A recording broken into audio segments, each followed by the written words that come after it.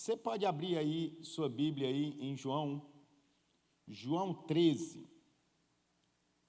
João 13. Hoje eu quero sentar à mesa com Deus, amém? Quem quer sentar à mesa com Deus? Hoje é dia de Santa Ceia e eu quero trazer uma reflexão sobre o que acontece, sobre quando nós sentamos à mesa com Deus. A palavra de Deus em João 13 diz o seguinte: um pouco antes da festa da Páscoa, sabendo Jesus que havia chegado o tempo em que deixaria esse mundo e iria para o Pai, tendo amado os seus que estavam no mundo, amou-os até o fim. Estava sendo servido o jantar, e o diabo já havia induzido Judas Iscariotes, filho de Simão, a trair Jesus. Jesus sabia que o Pai havia colocado todas as coisas debaixo do seu poder e que viera de Deus e estava voltando para Deus. Assim, levantou-se da mesa, tirou a capa e colocou uma toalha em volta da cintura. Depois disso, derramou água numa bacia e começou a lavar os pés dos seus discípulos, enxugando-os com a toalha que estava em sua cintura. Verso 6. Chegou-se a Simão Pedro e lhe disse: Senhor, vais lavar os meus pés? Respondeu Jesus: você não compreende agora o que estou fazendo a você, mais tarde, porém, entenderá.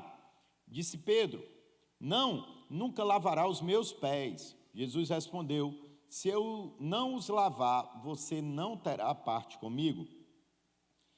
Respondeu Simão Pedro: então, Senhor, não apenas os meus pés, mas também minhas mãos e minha cabeça. Jesus responde: quem já se banhou precisa apenas lavar os pés, todo o seu corpo está limpo.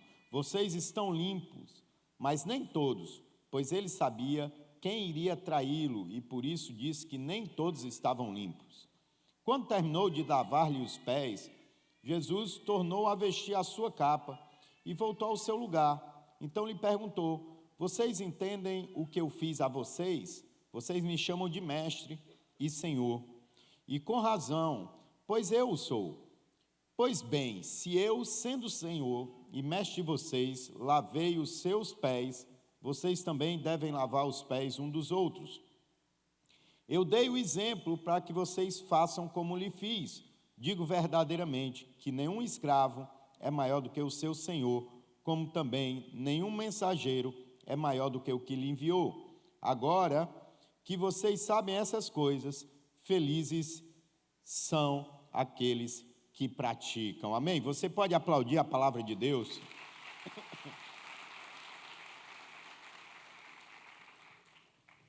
Pai, nós estamos diante da Tua maravilhosa palavra, daquela que impacta o nosso interior, transforma o nosso íntimo e nos desperta para sermos a semelhança de Jesus. Te pedimos hoje os ensinamentos daqueles que são convidados a sentar à mesa, daqueles que têm acesso a Ti. Nós somos a Tua igreja, o véu foi rasgado e hoje nós estamos diante de Ti, face a face, esperando ser ensinados e ministrados pelo Teu próprio Espírito Santo. Fala conosco, libera, Senhor, algo novo que mexa conosco e nos transforme no nome de Jesus. Amém? Coisa boa é estar sentado à mesa. A mesa é um local de relacionamentos, a mesa é um local de percepções, a mesa é um local que desperta intimidade. E além, a mesa, quando ela tem uma panelada, um sarrabulho, um bom pirão, ela fica mais apetitosa, né? Eu não sei o que foi que você comeu hoje, mas foi algo muito bom, que você está com sono. Quem sabe na mesa você ama uma picanha, um baião de dois, como um bom cearense, ou aquela paçoca. Mas a mesa, ela traz esse significado em que Jesus está ministrando. Assim como na mesa nós pegamos alimentos físicos, que nos dá vigor, A mesa com Jesus é onde a gente recebe um alimento espiritual que nos dá vigor para caminharmos na fé, rompendo e vencendo cada dia. As refeições são elos que nos ligam, que nos trazem amizade. Comer junto, naquela época de Jesus, era dar acesso. Um judeu só sentava com quem tinha confiança. Esse é o primeiro ensinamento que eu quero trazer para você. Você é convidado, você tem um chamado a sentar à mesa com Jesus. Independente de quem você seja, como você está, Jesus tem confiança em você e te atrai para a mesa, amém? Ele vê algo poderoso em você, há uma nutrição celestial que vai ser liberado sobre nós aqui nesse lugar. Você crê nisso? Nós estamos vendo que o jantar está sendo servido. É dia de celebração de pães asmos, é dia de celebração da Páscoa. A Páscoa vai ser reeditada e começa uma reedição comportamental. Jesus mostra a verdadeira liderança. Se você carrega algum tipo de autoridade na sua vida, a sua autoridade é para servir alguém, amém? Jesus mostra, olha, eu sou Senhor, vocês têm razão, vocês estão certos disso. Só que ele pega, ele tira o seu paletó, o seu manto, ele pega uma toalha, ele coloca na cintura e ele começa a lavar os pés dos discípulos. Ele está mostrando que toda autoridade é para ser abençoadora. Você carrega alguma autoridade na vida? Você é chefe de alguma coisa? Você é pai, mãe, avó? Nós temos autoridade. E toda autoridade deve ser usada para abençoar e para servir o próximo. Ele está mostrando isso. Olha, eu sou o Criador. Eu estava lá na criação junto com Deus, junto com o Espírito Santo, mas eu estou usando a minha autoridade para servir vocês. Jesus lava os pés. E lavar os pés era um ato de um simples escravo, da pessoa mais simples daquele ambiente. Então ele não se importa com o que ele está fazendo, ele só mostra que ele precisa ser abençoador. Então todas as suas responsabilidades à mesa, elas precisam tomar o caminho para abençoar quem está ao seu redor. A mesa nos abençoa para a gente abençoar muitas pessoas, amém? Focar no que Jesus tem na mesa é focar na transformação. Você já me ouviu falar aqui algumas vezes que o melhor culto para mim não é o emocional, não é aquele que eu sinto bastante a presença de Deus, apesar de amar esse tipo de culto. Tem culto que Deus está palpável, que a gente diz, meu Deus, né? Mas para mim o melhor culto é aquele que provoca um impacto de mudança comportamental, que muda a nossa mente. E ele fala no verso 17 do texto que nós lemos de João 13, que agora vocês sabem dessas coisas, felizes serão se as praticarem. Os ensinos da mesa é para ser praticado. Não adianta estar sentado à mesa de Deus todo domingo, toda quinta-feira. Não adianta carregar práticas rituais e religiosas se você não é transformado pela palavra de Deus. A palavra de Deus é viva, é eficaz. Ela é como uma espada de dois gumes, cortante, penetrante, capaz de dividir juntas de medula da alma do espírito. A palavra de Deus precisa causar transformação na sua vida. Local de mesa é local de receber a palavra de Deus, é de receber ensinamentos. Então, aprenda, você quer ser uma pessoa feliz, você precisa praticar a palavra de Deus. A palavra de Deus é algo que mexe com o nosso interior e que nos traz ensinamentos poderosos. Deus, Ele tem um convite para você, e esse convite é para sentar à mesa. Mateus 9,9 diz o seguinte, que saindo Jesus, viu um homem chamado Mateus, sentado na coletoria, e disse a Mateus, siga-me, e Mateus levantou e seguiu. Estando Jesus em casa, foram comer com eles e com discípulos, muitos pecadores e publicanos, Vendo isso, os fariseus perguntaram aos discípulos dele: por que o mestre de vocês come com publicanos e pecadores? Ouvindo isso, Jesus disse: não são os que têm saúde que precisam de médico, mas sim os doentes. Vão aprender o que significa isso. Desejam misericórdia e não sacrifício, porque eu não vim chamar os justos, mas pecadores. Esse texto mostra quem tem direito de sentar à mesa com Jesus.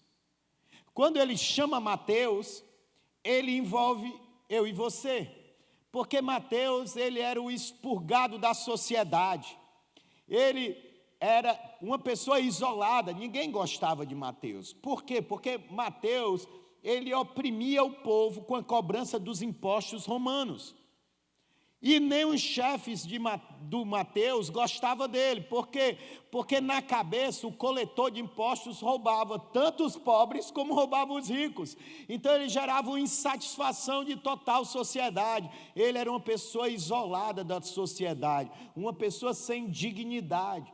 Quando nós olhamos Jesus chamar Mateus para sentar à mesa, há esperança para mim e para você. Nós temos acesso. Deus hoje está dizendo para você: você tem canal livre acesso para sentar à mesa comigo. Você tem um convite, a decisão é sua, se você quer sentar à mesa com Jesus. Quem quer sentar à mesa com Jesus? E sentar à mesa é estabelecer um relacionamento de confiança. A mesa tem que ser isso, a mesa tem que ser esse estabelecimento de confiança da gente com Deus e Deus conosco. Se Deus te chama para sentar à mesa, é porque Ele confia e Ele acredita muito em você. Você precisa começar a olhar para a sua vida com o olhar de Deus. Porque quem estava sentado na mesa, além de Mateus, era Judas, o traidor. Aquele que iria condenar ou entregar Jesus por 30 moedas de prata. Quem também estava sentado à mesa era Pedro, aquele que achava que nunca iria errar, aquele que carregava um espírito de religiosidade, mas o galo cantou 3 vezes e Pedro também negou e traiu Jesus. Local de mesa, sentar à mesa com Deus, é local de entender que mesmo diante dos nossos erros, nós temos o perdão na cruz dos nossos pecados e dos nossos erros. Você precisa olhar para a mesa e dizer: se Deus me perdoou, eu também preciso me perdoar. Porque essa é que está a diferenciação que eu enxergo entre Pedro e Judas. Judas se arrepende, a Bíblia diz que ele fica amargurado, só que ele não se perdoa. E quem não se perdoa e anda debaixo de uma opressão e condenação de si mesmo, vai ter um suicídio espiritual. Vai procurar a própria morte, às vezes a morte familiar, porque não se perdoa e não muda, a morte profissional, a morte espiritual, e é assim que nós caminhamos para o suicídio. A falta de perdão é o caminho para a morte, mas sentar à mesa é dizer que o perdão está disponível. Qual sua atitude? Vai ser a de Judas ou vai ser a de Pedro? Porque todos nós, em algum momento, nós traímos a Deus. Todos nós, quando pecamos, a Bíblia diz, quando nós pecamos, nós expomos Jesus ao vitupério, nós crucificamos Jesus novamente. Só que há uma diferença, a diferença daqueles que se arrependem e reconciliam novamente com Deus e daqueles que querem caminhar debaixo da falta de perdão. Aqueles que amam a Deus e amam a mesa, a sentar com Ele, sempre vão ter uma nova oportunidade. Esse culto é Deus dizendo para você: hoje eu abro uma nova oportunidade para você sentar à mesa novamente. E a mesa vai ser numa vista maravilhosa. Pedro traz Jesus e Jesus vai para a beira de um lago ou do mar da Galileia e prepara uma mesa. Prepara um local de intimidade, onde o próprio Jesus prepara um pão quentinho, um peixinho assado na hora, e ele tem uma restauração com Pedro. Quem senta à mesa com Jesus, senta na mesa da restauração, da misericórdia e na mesa do perdão, amém? Você pode celebrar a Deus por isso.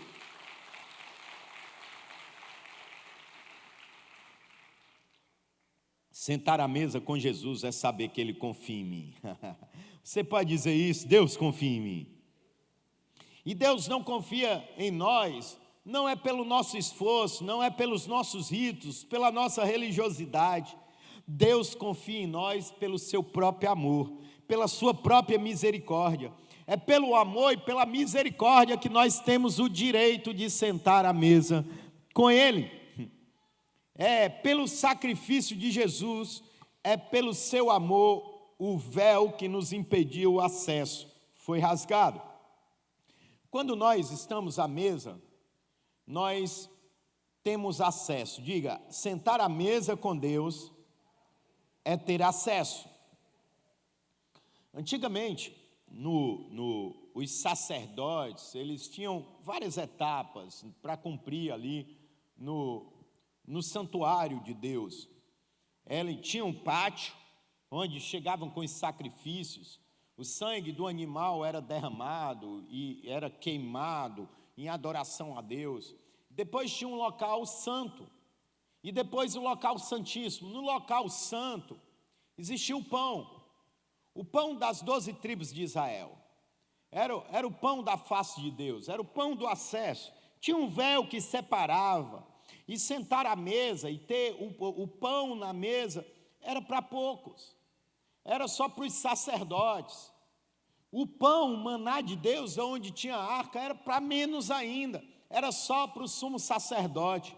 Mas em Jesus, o acesso à mesa é livre, todo aquele que quer sentar, sabe, Deus nos dá esse acesso livre. Você pode levantar sua mão e dizer, eu tenho acesso livre para sentar à mesa do Pai. Acesso livre pela misericórdia, acesso livre pela graça. Por isso que Jesus quebrava o protocolo da época, e os judeus ficavam malucos, porque só se sentava à mesa com quem se tinha confiança. E Jesus está sentado com quê? Com publicanos. Jesus está sentado à mesa com quem? Com pecadores. Olha que interessante, Jesus confia em pessoas que ninguém confia. Como está a sua reputação com a sua família? Não sei, mas eu quero dizer, sua reputação com Jesus ainda continua válida. Ele continua confiando e acreditando em você. Como está a sua reputação familiar com a sua esposa, com seus filhos? Como está a sua reputação dentro da sua empresa? Você pode ter feito até por onde ter uma reputação ruim, mas Deus continua confiando em você. É pelo sangue dele que nós temos acesso a uma restauração. Você precisa ter o olhar de Deus sentado à mesa. O olhar de Deus é o olhar de sempre acreditar. Nós precisamos ser pessoas de coração puro, amém? Nós precisamos sempre acreditar em nós que vamos fazer diferente, acreditar em quem erra com a gente, porque a mesa de Deus é a mesa do perdão. Diga, a mesa de Deus é a mesa do perdão. Você tem ideia do que é estar sentado à mesa de quem vai te entregar à morte? Sentar à mesa com quem vai te abandonar? E se você pensa que nunca vai ser decepcionado, traído, enganado, desculpe eu dizer para você, um dia isso vai bater à sua porta. E a gente só se decepciona com quem a gente ama, com quem é próximo. A gente só sente a dor porque é próximo, porque ganhou a intimidade, ganhou um relacionamento. Mas sentar à mesa com Jesus é entender que, independente das traições, nós não vamos negociar quem somos. Nós não vamos mudar. Jesus tinha a convicção de quem ele era, de qual era a sua identidade. Ele era filho de Deus, ou o próprio Deus encarnado e habitava no meio de nós. Jesus entendia que até as traições iam empurrar ele para aquilo que Deus tinha profetizado sobre ele. A mesa é local de cumprimento de profecias. A mesa é que entender que mesmo as dores, as traições vão colaborar ou vão ter o intuito de nos empurrar para o destino que Deus tem para nós. As dores, as traições, as aflições da sua vida se você não perder a sua identidade, se você não negociar o seu chamado, se você não negociar quem você é, se você não devolver na mesma moeda, tudo isso vai servir para o seu bem, vai fazer sentido e Deus vai usar para manifestar a glória dele na sua vida. Deus usou a traição de Judas para cumprir o que estava na Escritura. Judas, na realidade, estava empurrando Jesus para o seu destino. E, às vezes, a gente cai na cilada do inimigo, sabe? Quando a gente é traído, a gente quer pagar na mesma moeda. O sangue de Jesus veio inaugurar um novo tempo e uma nova aliança. Sentar à mesa com Jesus é ter uma nova visão, é aprender, se eu sou filho de Deus, eu pago na moeda divina. Se vem com ódio, eu entrego amor. Se vem, sabe, com traição, eu vou entregar fidelidade, porque eu não abro mão da identidade que eu adquiri em Jesus. Amém? Você não vai abrir mão da identidade que o Espírito Santo está desenhando em você. Você não vai ser fruto do meio, você vai ser fruto do relacionamento da mesa com Jesus, com o Espírito Santo e com o próprio Pai, amém? Você é fruto do que você come. É só olhar para a sua barriga que eu digo que você come. Nós somos fruto da nossa alimentação e espiritualmente é assim também. Você é fruto do que você se relaciona. Se você se relaciona com a palavra, se você se relaciona com o Espírito, você vai manifestar o que esse alimento te entrega.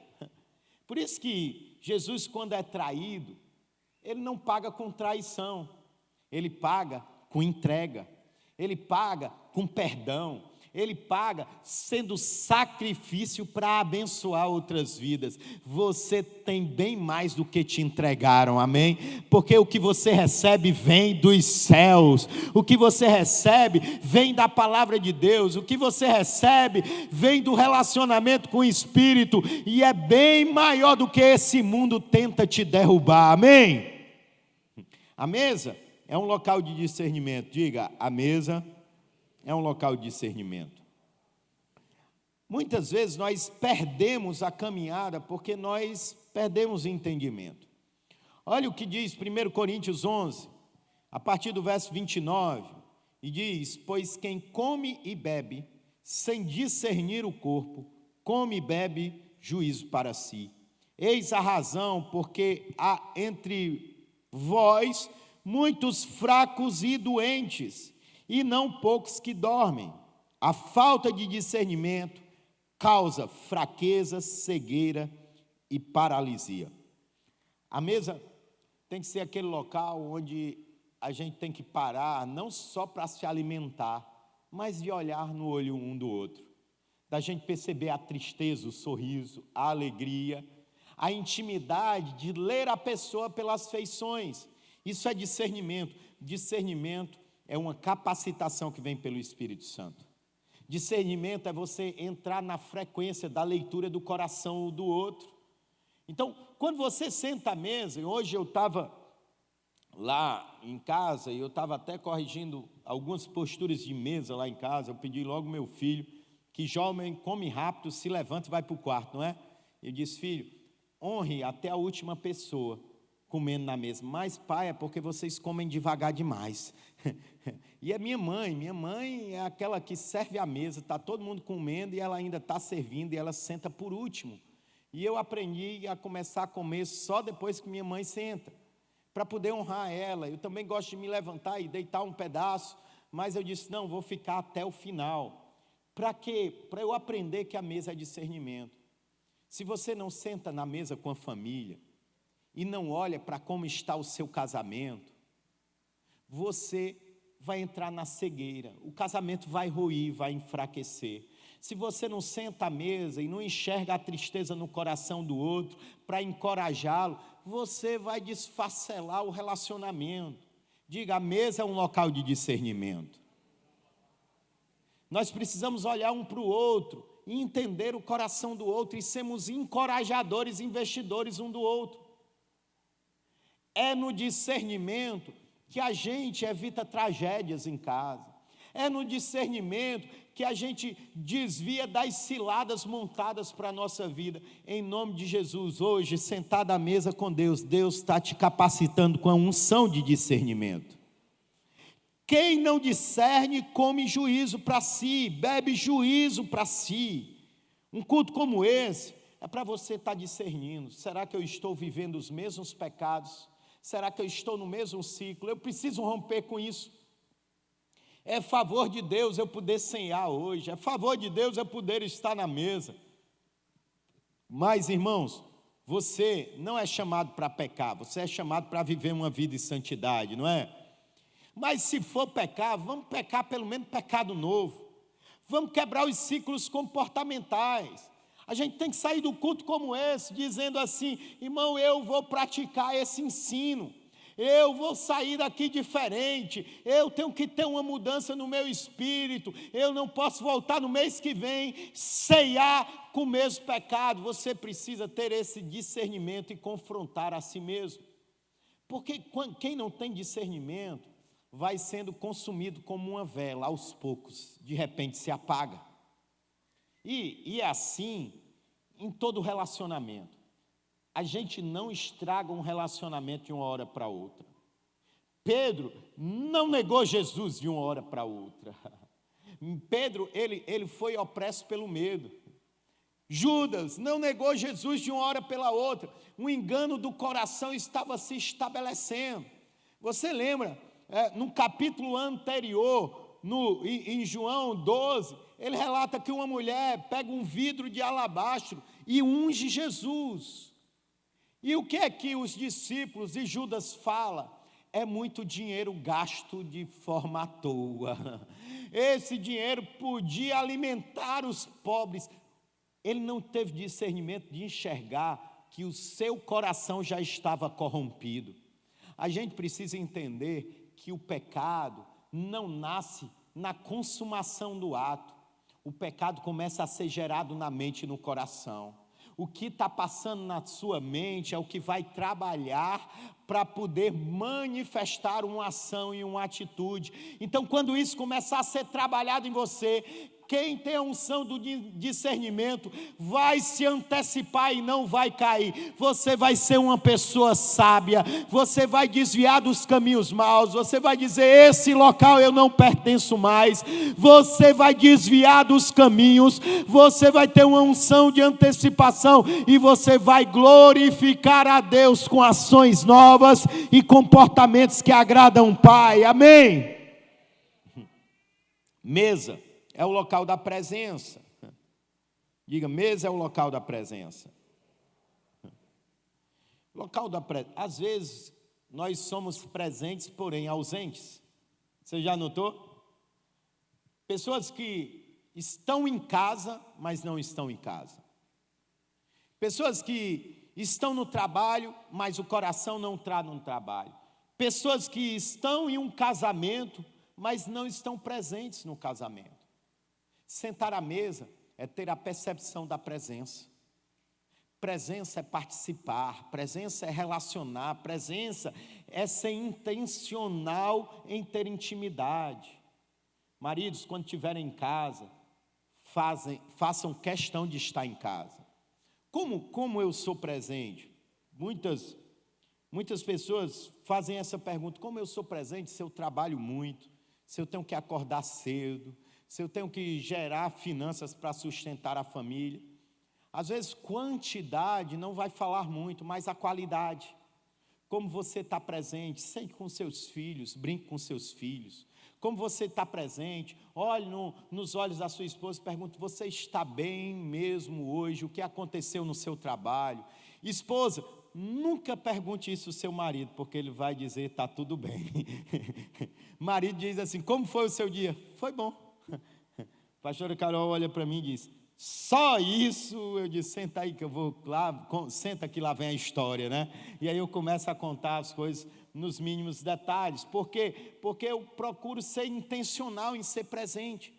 Presença tem a ver com relacionamento. Diga isso: presença tem a ver com relacionamento. Se você está em casa e você não se relaciona, Tem gente que está em casa e só quer estar no fundo de uma rede. Tem gente que quer estar em casa, é na frente de uma TV 24 horas. Tem gente que quer estar em casa, é no celular, é no WhatsApp. Fala com todo mundo, mas não fala com quem está sentado à mesa. Eu vi gente aqui arregalando e cotovelando os outros aí. E diz, pastor, vai devagar, pastor. Tem horas que o pastor fala, parece que está sentado lá na sala lá de casa, não é assim? E agora é justamente isso. Você vê que Jesus, quando ele diz, ele parte o pão, ele participa. Você precisa participar da vida dos seus filhos. Você precisa estar presente. Pais, se esforcem, deixe os seus filhos na escola. Faça surpresa aos seus filhos. Marido, está aí que eu vou te dar uma ideia boa essa semana. Faça uma surpresa à sua esposa, vá no trabalho, leve um buquê de flores e demarque o seu território no nome de Jesus.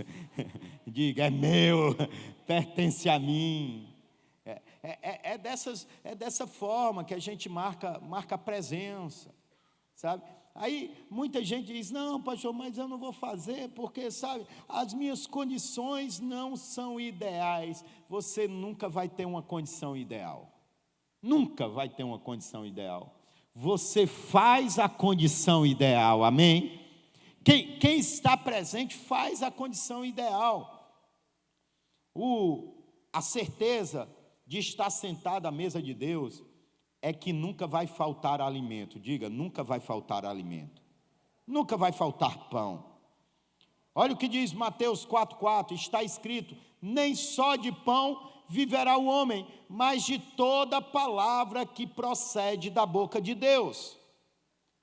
Jesus estava na mesa do deserto durante 40 dias, mas não lhe faltou alimento. E o alimento não era o pão que o diabo amassou, porque o diabo chega lá e diz, eu amassei uma pedra, transforma a pedra em pão e come porque você está com fome. E Jesus libera isso. Jesus, ele está na mesa de Deus, e na mesa de Deus há uma palavra. Existem palavras de Deus que nos alimentam mais do que qualquer comida. Você precisa, sabe, nos dias de aflição estar pegado com essa palavra. Como eu faço isso? E eu quero te ensinar. Se você abrir o meu celular, eu tenho várias palavras de Deus anotadas no meu notes ali. Eu tenho palavras proféticas que foram liberadas, eu tenho palavras de devocionais, eu tenho dias que Deus me visitou com situações sobrenaturais, e quando eu estou com fome espiritual, quando o tempo fecha para o meu lado, eu vou lá, basta uma só palavra. Não é assim que o centurião diz, Senhor, não sou digno de que entreis em minha casa, mas basta uma palavra de Deus para mudar o nosso espírito, basta uma palavra de Deus para gerar esperança, mesa é local de palavra, diga, mesa é local de palavra. Você precisa pegar essas palavras e ter elas vivas no seu coração, porque às vezes nós vamos ser colocados debaixo de palavras contrárias. Palavras contrárias. Você precisa crer no que Deus crê ao seu respeito. Crer no que Deus crê ao seu respeito. Pedro é esse homem que caminha pela palavra de Deus. Enquanto Judas esquece da palavra, Pedro se alimenta da palavra. Você está dizendo aí que você não tem mais jeito. Será que vai precisar Deus te perguntar 3 vezes se você ama Ele? Por que 3 vezes? Porque 3 vezes foi a dimensão que Pedro negou. Se você negar 10 vezes, Deus vai te dar 10 oportunidades. Se você negar 100 vezes, Deus vai te dar 100 oportunidades. Porque assim o perdão do Senhor é 70 vezes 7. Não tem como mensurar o tamanho do perdão de Deus sobre a sua vida. Independente da quantidade, independente do tanto que você acredita ou não em você, Deus continua acreditando em você. Amém? Você pode celebrar o Senhor por isso.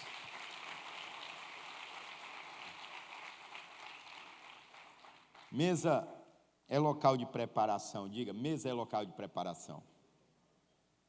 A Bíblia fala que Jesus pega o pão e parte na noite em que ele é traído. O que está acontecendo ali? Jesus está sendo preparado.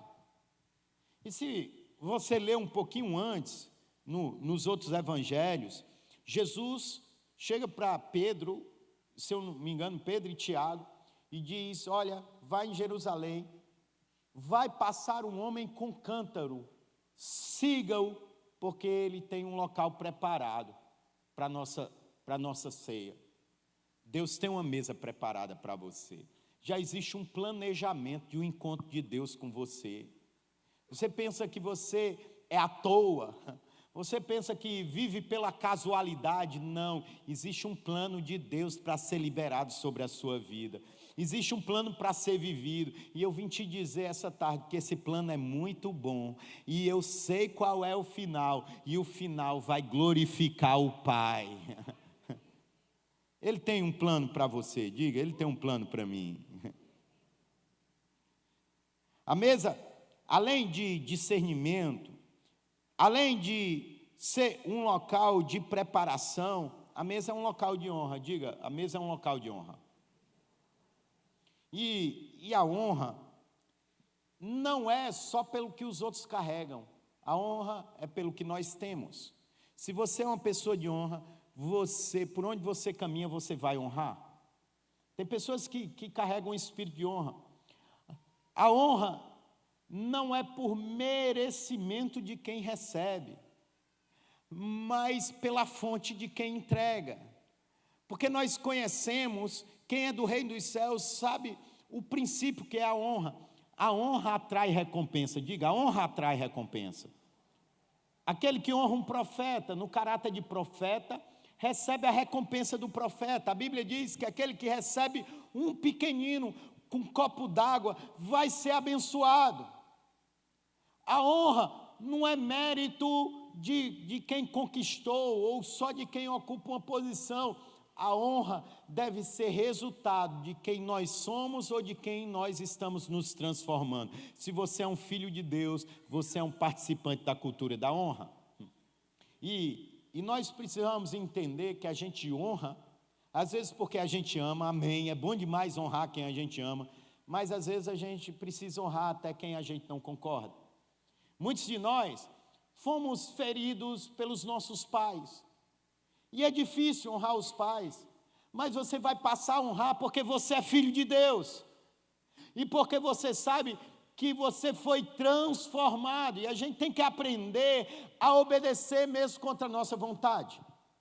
Todos vocês que caminham aqui sabem da minha visão e pensamento político. Eu sempre me posicionei, nunca fiz daqui um palanque político, mas nunca deixei de me posicionar pelos princípios. E eu sou avesso ao governo atual, literalmente avesso, não concordo. Mas se hoje ele viesse aqui, eu receberia na minha mesa e honrava, porque ele ocupa o cargo de presidente desse país. E a Bíblia me manda orar por ele, mesmo eu não querendo, mesmo contra a minha vontade, eu me posiciono, porque eu obedeço a palavra. Nós temos que aprender, irmão, e entender que honra é a frutificação de quem nós somos. Nós precisamos amar a palavra. A Bíblia faz uma alusão a isso, e toda vez que eu falo dessa parábola, eu lembro da minha infância, porque eu me vendo ou eu vendo meus filhos. A Bíblia diz que um pai pede um filho para fazer determinada coisa, e o filho diz, não, eu não vou, e ele vai, mesmo contra a vontade. E o outro diz, vai e não faz. Qual o filho que o pai mais ama? É aquele que obedeceu. E mamãe, irmão, era assim comigo, sabe? Menino, vai lá na mercearia do Zé Arteiro. Vai lá. E mamãe, naquela época, fumava. Era aquela carteira de Plaza. Quem é da época do Plaza aí, do Belmonte? Eita, eu fui comprar muito cigarro para minha mãe. Eu tinha raiva, irmão. Tinha raiva de cheiro de cigarro. Vai lá comprar cigarro, vai lá comprar uma Coca-Cola, faltava manteiga, vai lá comprar manteiga, e eu não queria ir, irmão. E eu ia batendo o pé. Quem é que faz assim, né? Hoje o tempo é mais moderno, a gente pede iFood e pede para o filho buscar o iFood, né? Não é mais na mercearia, a mercearia que vem até a gente. E a cara do meu filho. Meu filho vai contra a vontade dele. E, irmão, agrada o meu coração quando o meu filho obedece mesmo contra a minha vontade. Custe o que custar na sua vida, obedeça a Deus. A cultura da mesa é isso. É a cultura da obediência. E é feliz quem obedece. Diga isso, é feliz quem obedece. Por isso você tem que começar a amar os nãos de Deus. Porque todo não de Deus, quando você cumpre, você honra a Deus. Todo não de Deus é uma porta de acesso para o sim de Deus para a sua vida.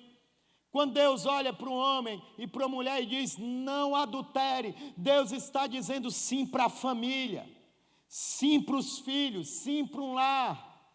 Todo não de Deus é uma proteção. Olha como a Bíblia é recheada de mesas. Deus cria o homem, a mulher, a Bíblia fala que ele cria todas as coisas, ele faz um jardim. E ele faz um mundo cheio de árvores frutíferas. E no centro do jardim, ele coloca 2 mesas ou 2 árvores. A árvore do conhecimento do bem e do mal e a árvore da vida. O homem podia comer de todas elas. O homem tinha muitos sims, você tem muitos sims, só que tem alguns nãos que não convém, e alguns sims também não convém. E tinha uma que era protetiva, que é a árvore do conhecimento do bem e do mal. Irmão, tem coisas que a gente não precisa conhecer. Tudo que a gente conhece é dado acesso para viver. Então procure não conhecer coisa ruim. Não aprenda o que é ruim. Não tente provar. O maior engano é daquela pessoa que diz assim, eu perdi a minha vida toda sem fazer isso. Deixa eu provar só um pouquinho. Vai cair em desgraça. Não caia nesse engano. Não caia. Fique no sim de Deus. Foi aí que resolveram sentar na mesa errada. Quiseram provar da árvore do conhecimento do bem e do mal, enquanto podia provar de todas as coisas. E quando provou, o homem caiu em desgraça. Você foi chamado para sentar na mesa certa.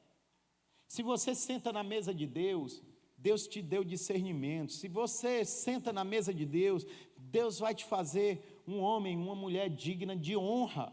Se você senta na mesa de Deus, você vai ser preparado para o seu melhor tempo, independente se esse tempo vai ter tempestade ou não. O importante é que Deus vai estar com você todos os dias, e Ele estando com você, tudo vai se acalmar, tudo vai ter um propósito, e tudo vai ser favorável para o seu bem.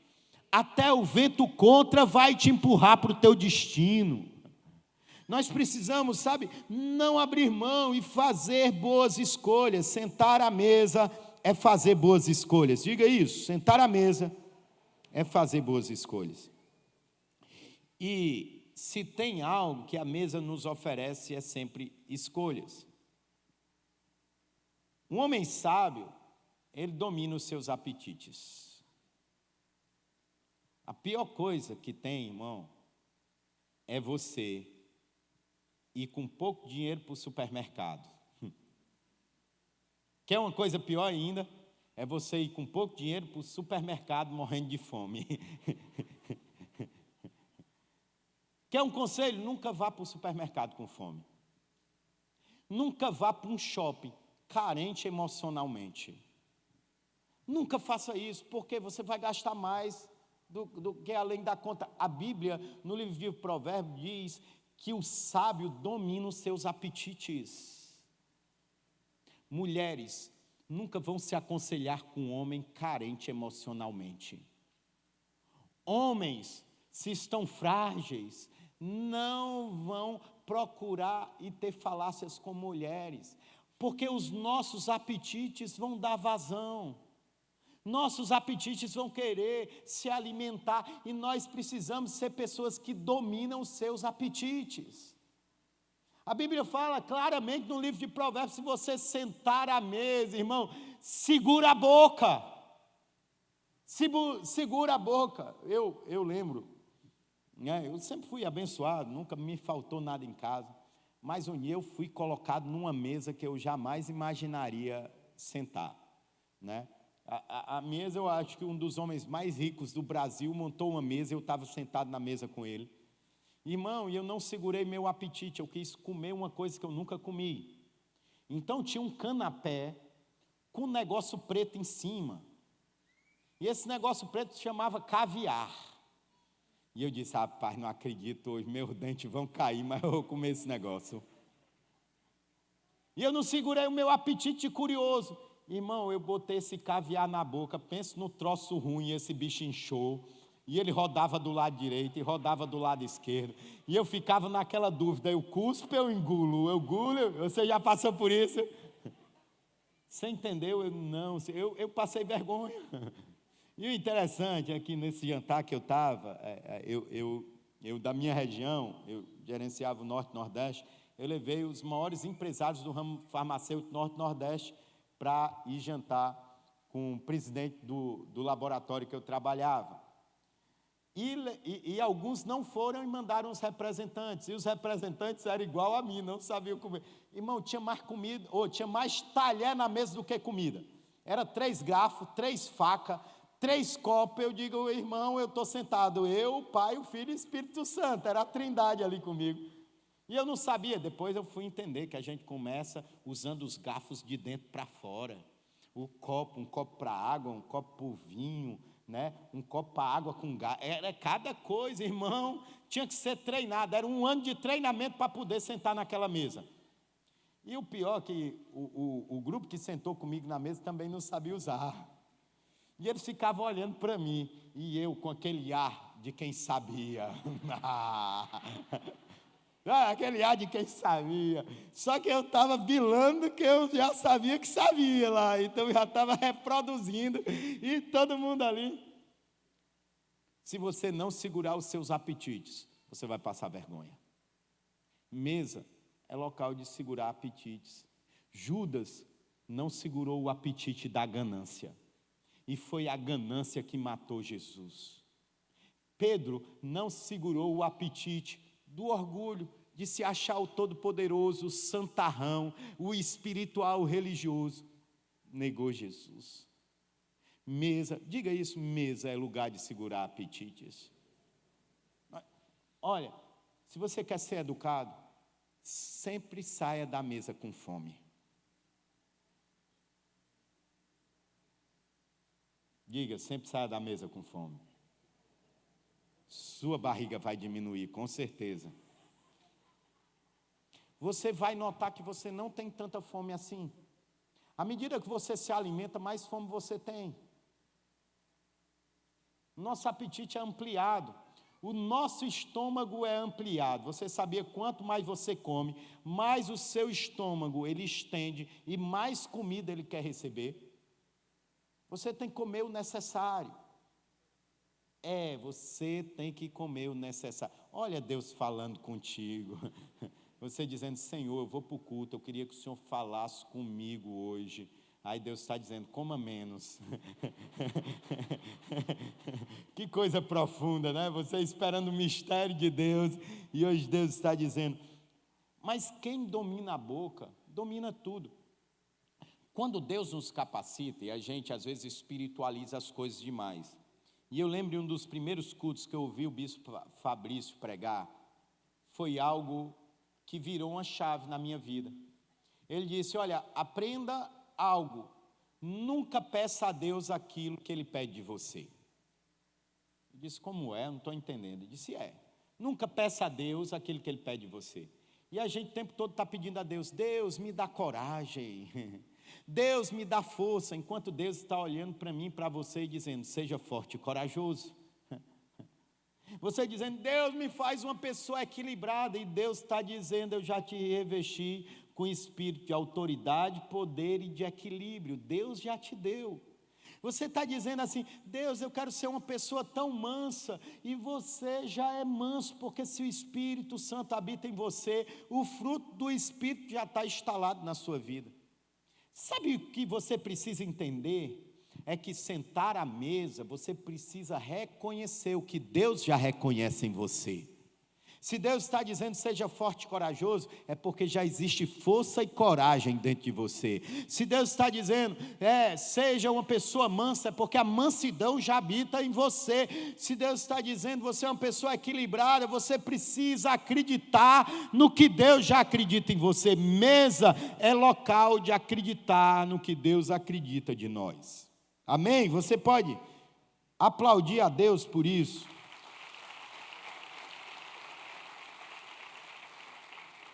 Nosso destino é obedecer ao Senhor. O nosso destino é ser pessoas segundo o coração dEle. A Bíblia sempre nos dá insights de Cristo no Antigo Testamento. Existe uma história de Davi quando assume o reinado. E eu quero que você entenda a dimensão dessa história, porque eu vou te contextualizar. Davi chega e manda ir atrás de algum descendente de Saul. Isso, para quem está ao redor de Davi, é um ponto de tensão. Por quê? Você lembra que na história de José, que quando o texto lá da Escritura diz assim, e surgiu um faraó que esqueceu de José. Você lembra dessa história? Isso é um contexto histórico, é um pano de fundo bíblico, em que os reis que assumiam, os faraós que assumiam, eles apagavam a história do seu antecessor. Então, quando Davi está dizendo, procura alguém da descendência de Saul, na cultura da época, ele estava pensando que Davi ia procurar algum parente de Saul para mandar matá-lo, para acabar com a história, porque os reis, eles tinham medo que eles requeressem a descendência do trono, e se levantassem, eles teriam autoridade, porque era a linhagem descendente de receber o reinado. Mas Davi é diferente. Davi procura, e ele foi encontrado. Alguém lembra o nome desse parente de Saul? É um excelente nome para você colocar no seu filho, Mefibosete. Mefibosete foi encontrado em uma cidade chamada Lodibar, a cidade do esquecimento. Quem sabe hoje, você está na cidade do esquecimento, no esquecimento de você mesmo. Deus me mandou como um mensageiro aqui para te encontrar. Hoje chegou uma notícia para a sua vida, e a mesa da comunhão foi restaurada com você. Sabe, Davi representa um estereótipo, um modelo de Cristo do Antigo Testamento. E ele vai procurar aquele que estava perdido, daquele que tinha perdido a história, daquele que tinha sofrido um trauma, que tinha caído do braço da sua ama, tinha quebrado as suas pernas, perdeu a mobilidade. Mas Davi manda ele buscar na cidade do esquecimento e diz, hoje você terá lugar na minha mesa enquanto eu viver. Deus está dizendo isso para você. Independente de como você esteja, Deus me mandou te trazer de volta, te colocar sentado à mesa dele e dizer para você, você tem lugar na mesa de Deus para toda a eternidade. Deus é um Deus que prepara mesas, Deus é um Deus que serve mesas. Ele não só prepara, mas Ele serve. E Deus está dizendo, eu tenho uma mesa preparada para você, eu tenho uma ceia nova, eu tenho uma aliança nova. Quando a gente olha para essa história, é uma história que Deus pode redimir histórias. E hoje Ele está dizendo para você, se você sentar na mesa comigo, eu vou redimir a sua história. Eu vou redimir a sua história ministerial, eu vou redimir a sua história familiar, eu vou redimir a sua história profissional. Se você resolver sentar à mesa comigo, se você resolver receber os ensinamentos do Rabi de Genezaré, se você resolver dar acesso à intimidade comigo, a sua vida vai ser transformada e restaurada, porque a mesa é local de restauração. Tanto a vida de Mefibosete é restaurada, como a vida de Pedro é restaurada na mesa. E hoje é o dia da sua vida também ser restaurada na mesa do Senhor. Diga, minha vida é restaurada na mesa do Senhor. A palavra de Deus fala que Jesus, na noite que foi traído, ele tomou o pão. Espera aí, dá para entender, ele está debaixo de um espírito de traição. Ele toma o pão e ele dá graças. Entra na sua cabeça, você sendo traído e agradecendo, você sendo enganado e agradecendo. Isso é para quem tem visão mais ampla, isso é para quem tem visão dos céus, isso é para saber a quem pertence. Você não está nas mãos do traidor, você está nas mãos do Criador. Ele disse, olha, podem errar, podem falhar comigo, podem tentar o mal, mas eu sou grato. Quem é o Senhor da minha vida é o Pai que está nos céus, aquele que me criou. Deus está com você em suas mãos. Inclusive a Bíblia fala claramente, Ele tem o seu nome escrito nas mãos dele. Você pode ter sido esquecido até pela mãe que amamenta, mas Deus jamais se esquecerá de você. E Ele me mandou vir aqui para te lembrar disso no nome de Jesus.